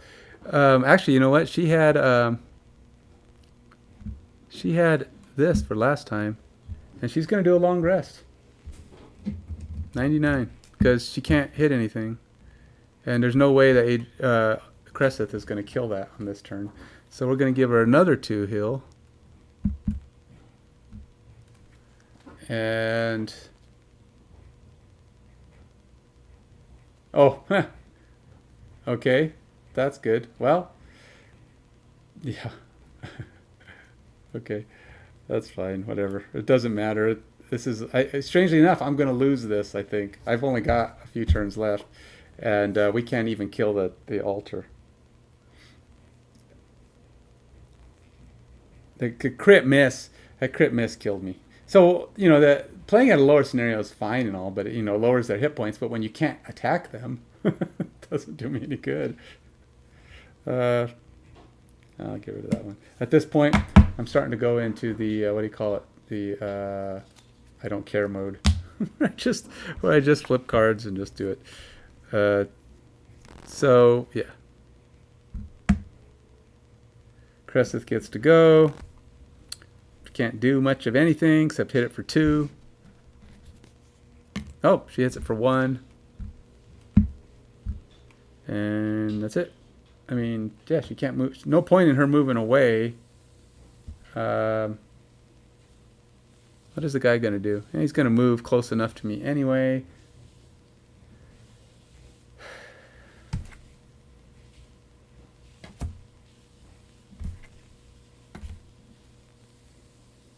I could go pick up the treasure, but I'm not going to do that. I after the second retry, I don't count the scenario if I lose it. So I'm not keeping anything.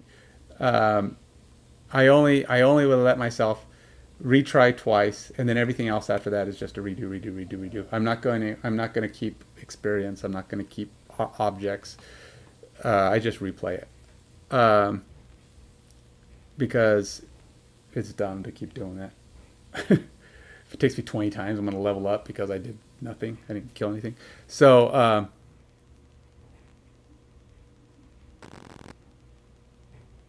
yeah, well, I don't have that.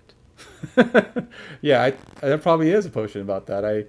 But those things are great later in the game. But right now, I don't have those. And that sounds like a good one. And I all honesty, when I see something like that, I will probably take it as well. But the only potions I've got with me. Oh, Royce has one, and she's got one, and they were both the 2 I've discovered. One was once a renewal potion, and then she's got the healing potion. But nobody else has any potions.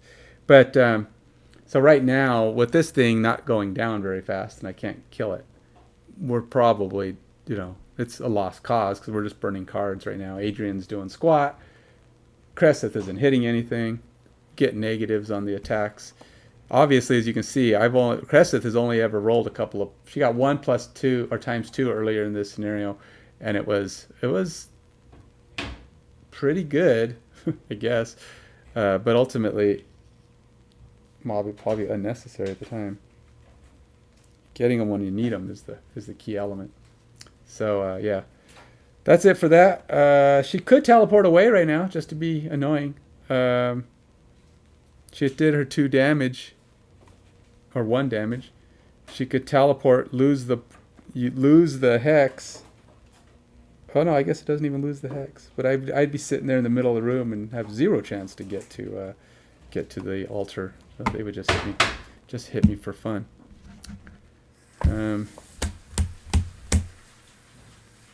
Yeah.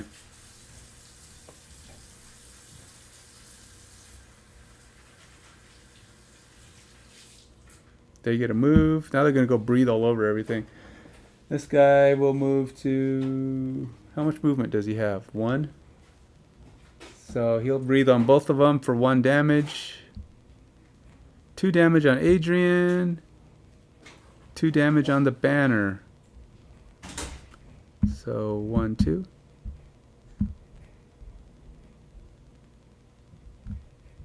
1, 2. Didn't mean to do that, sorry. And then this guy's going to breathe on her for 1 damage. No damage. Who's up next? Oh, that guy can move 1 space. So he will breathe on Adrian for nothing. She will move up, he will move up and breathe on Cresseth for 1 damage. No damage. And he'll move up. Can't get anybody. I don't even know. Is that even the closest one? 1, 2, 3, 4. Yeah, it doesn't. I guess it doesn't matter. All right. So dunk, dunk, and that's it. Next round.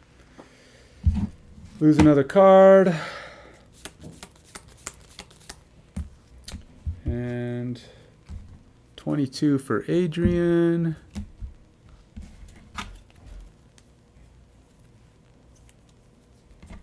24 for Cresseth. All right, Adrian does nothing. Has no movement. Nothing I can do. Yeah, nothing I can do. Short of, all right, screw it. I'm just going to move 1, 2, 3, 4.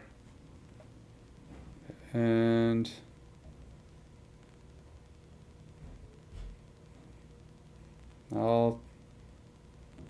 I'm giving up on the keeping my banner alive stuff. That's not going to work. And then she's going to throw an incendiary throw for 1 damage at the altar. Nope, no damage. So we won't do anything to the altar. We do infuse the thing here. And then we're going, Cresseth gets to go. Oh, but she still lived, so she gets to heal up 1 more. She still has her regen going. Oh, no, wait, she got breathed on. Never mind. She don't have regen going. All right, Cresseth is going to try to do her big hit again. She's got her Strength of the Abyss. 4 damage. Yeah, 4 damage. Hey, she actually hit it this time. 1, 2, 3, 4. All right, and so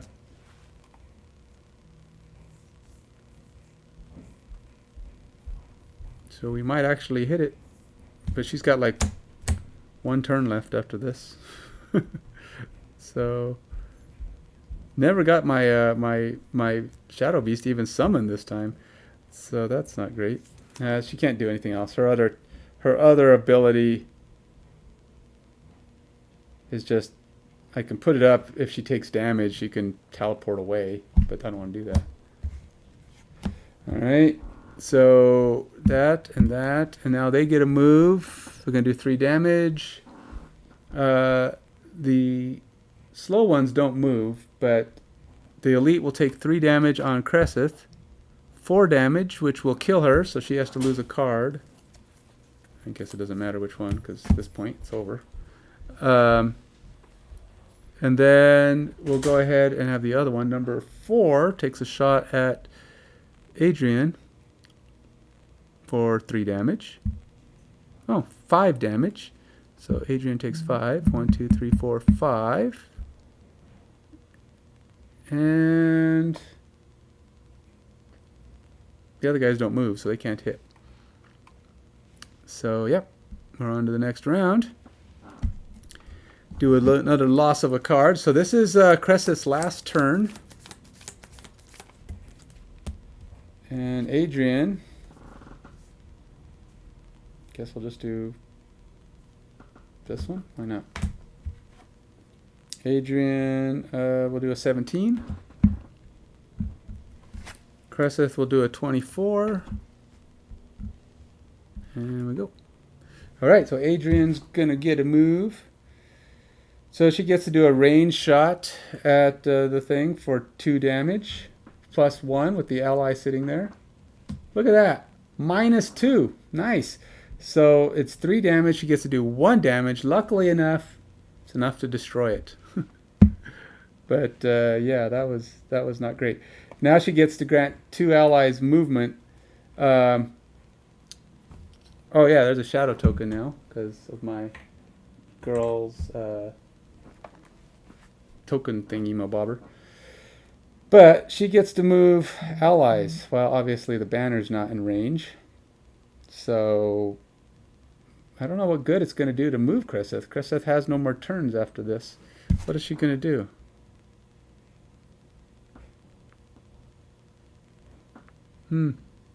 What is Cresseth going to do?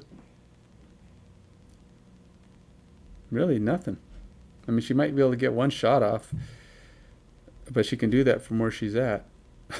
So it's no real advantage to doing it. I guess I can kind of move her over here. Let's just move her here. I'm not, like I said, I'm not picking it up because we're not going to win. So it's not a point. Yeah, so she's done. Cresseth takes her shot. She's going to do Fluid Knight, which does 5 damage from a Hex. I guess she'll do it from that Hex. And why not? Let's do it on the hardest to kill guy. He's a 10. -1, so I do 4 damage on the 10. 4. Oh wait, -1 more because of his shield.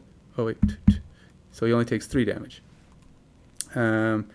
Oh, we can say I gave him the wound. Why not? We'll use my dagger here. Or jagged sword. But that's it. That's it. Cresseth is now officially done.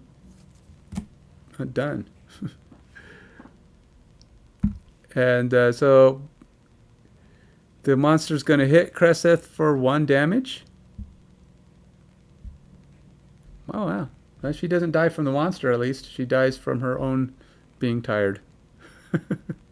And then the other ones don't. They do move. So, oh, I forgot to move this guy. So he moves right at her. They move 2 spaces. 1, 1, 2, 1, 2. Oh wait, no. 1, 2. Okay, goes there. In fact, what's closer? 1, 2, 3. 1, 2. All right, let's do this right.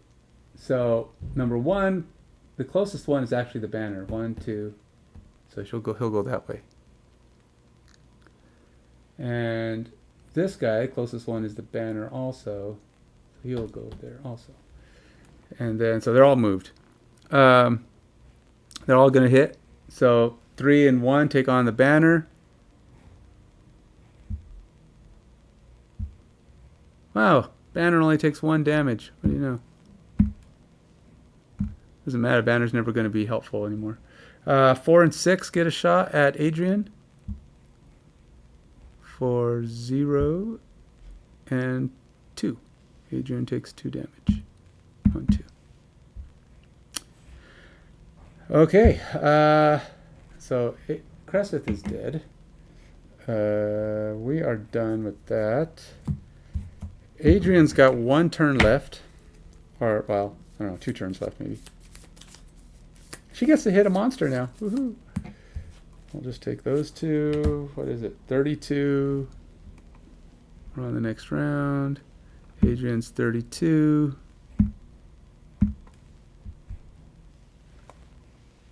This guy's out.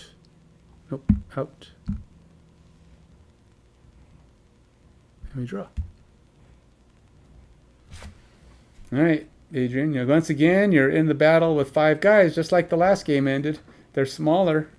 We only have, just like last time, we had 5 guys on her, and she died. Because, of course, they all mauled her to death. Again, she has no support, so she can't do any of her special attacks. She can do a basic attack is all she's able to do against 2 guys that have never been hit before. She will hit for 2 on number 4. Why not? And she hits for 2 on number 4, and she'll use her stun hammer. So we do 1 damage. 1 damage to number 4.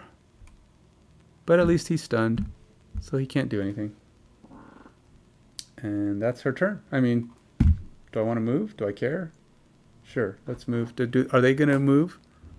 They are going to move. Well, no, not those guys. So I could just move backwards one. Let's do that. She's dead. So they get a move. Alright, so movement of 1. Those guys don't move. He gets to move, or attack. 3 damage on the banner. 4 toast. Banner's dead. Okay, so now we go on to the next round. Adrian is down to her second to last turn. 17. And we go to the next. Okay, let's... They won't move again. And this is a ranged attack. You know what? Let's throw an incendiary... Oh, no. Yes, what the heck. Incendiary throw at number 4 for 1 damage. If I don't hit it, though, it won't do anything. Nope. Didn't do any damage. Because what's nice about the incendiary throw is it actually infuses fire, which is this will increase my demise, but it'll help with theirs. So I did no damage to them. So I don't get to wound them. It says you have to wound them. And if I wounded it, then both these guys would... If I had hit it, it would have got a wound. And then this guy would have got a wound just because he was close. But you have to suffer damage. And since I only did 1 and they have shields, I did no damage. So that was totally ineffective. However, I did create the fire. And they're going to be able to move now. They both have a movement of 2 as they burn the fire. But that means everybody who moves is going to take 2 damage.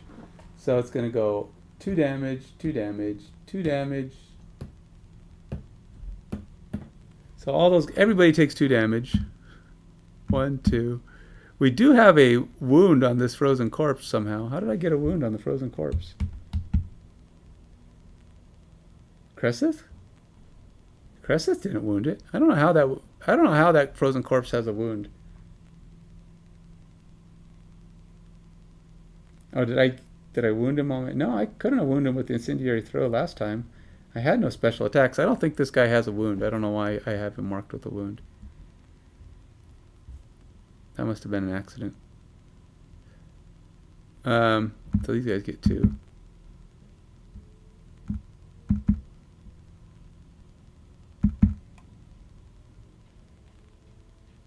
I don't even remember which one I stunned last time. Oh, I stunned...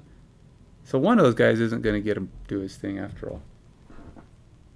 So this guy's probably sitting here and he's up here.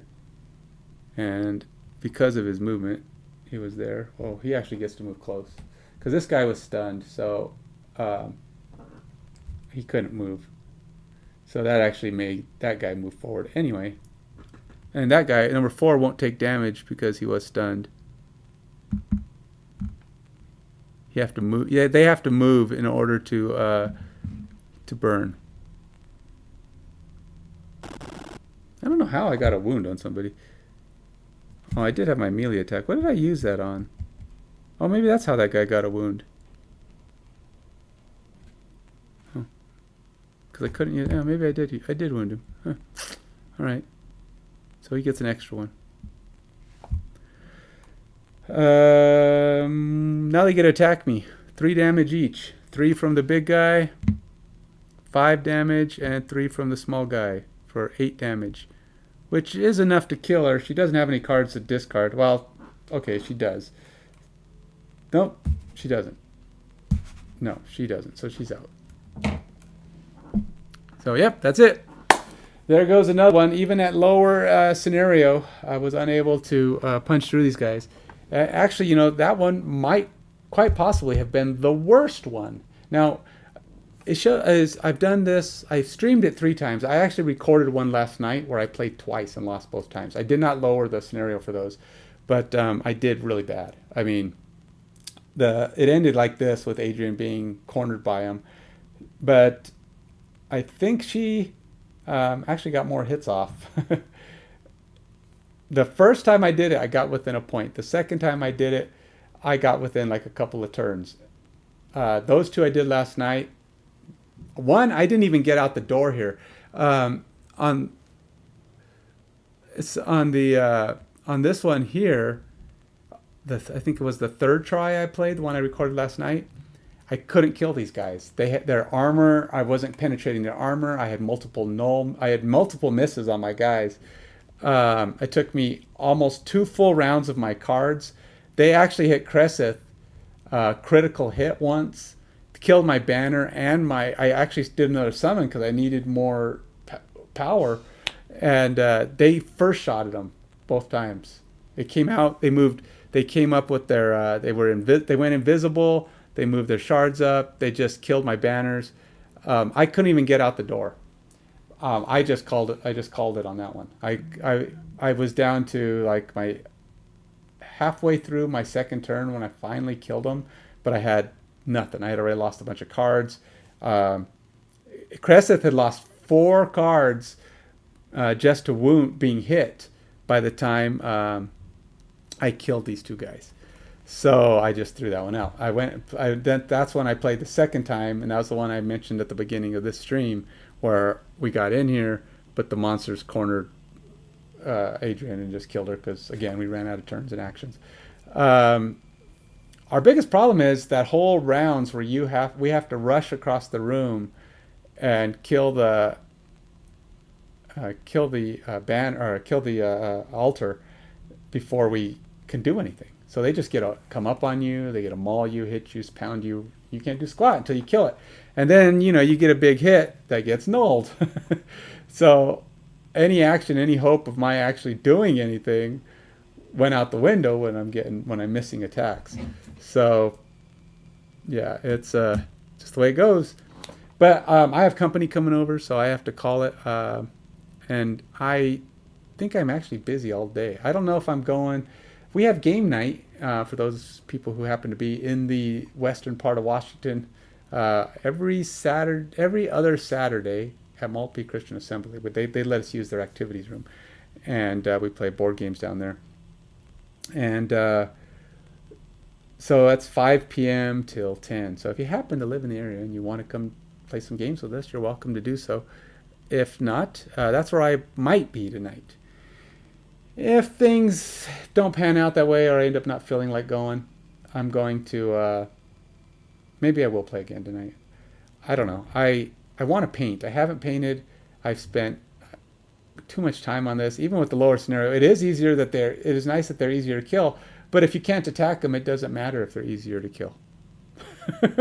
It makes no difference if they can have 1 hit point each. If you're not allowed to attack them, you can't do anything to them.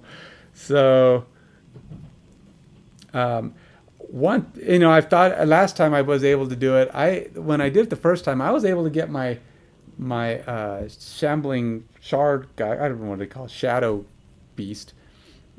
He was able to come in since he can't focus on the monsters. He focuses on the altar. So he came down, and he actually got a couple shots off before he was killed.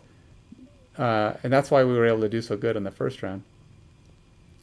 And we ultimately almost won. Once you kill that thing, you can start making progress pretty decently.